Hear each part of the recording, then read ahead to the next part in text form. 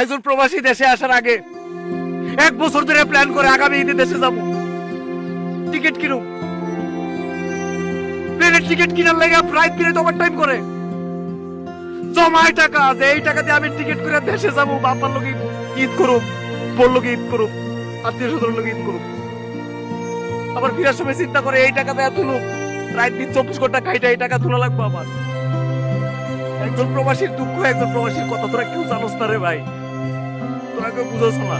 একজন প্রবাসী তো করে গিফট করে, একটা সাবান দিলে কো সাবান আনছো, একটা শ্যাম্পু দিলে কো শ্যাম্পু আনছো।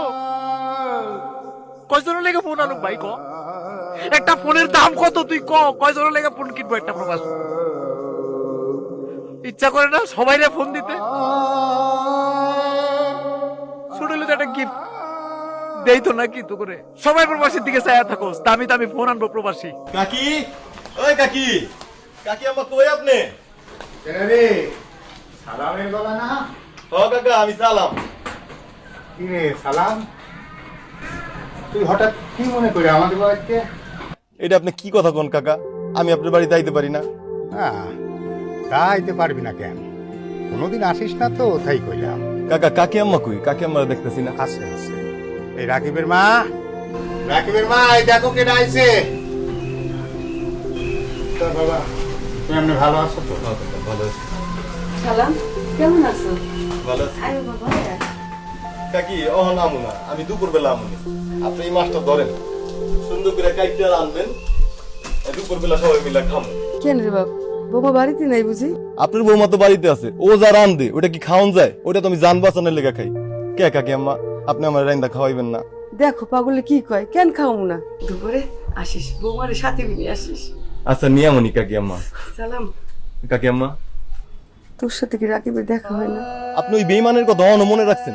আপনি ওরে ভুলে যেতে পারেন না কাকি আম্মা?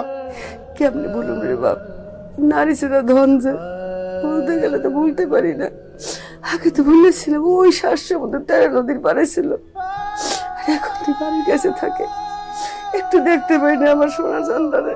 কাকি আম্মা, আপনি মনে করবেন আপনার পোলায় অনেক বিদেশ থাকে, 700 মধ্যে 13 নদীর ওই পারে থাকে, আপনি ওরে ভুলে যান তো। সালাম, কাকা, আমি কি বুঝি না মনে করস?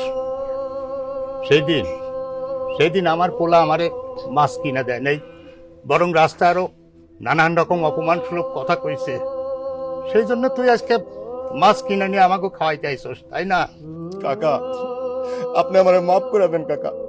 আমি যখন শুনছিলাম আপনার পোলায় রাস্তায় খাড়ায় আপনার অপমান করছে, কাকা আমার মন চাইছিল কি জানেন? পায়ের থেকে জুতাটা গুইলা টাস টাস করে ওরে বাড়ি দিতে কাকা।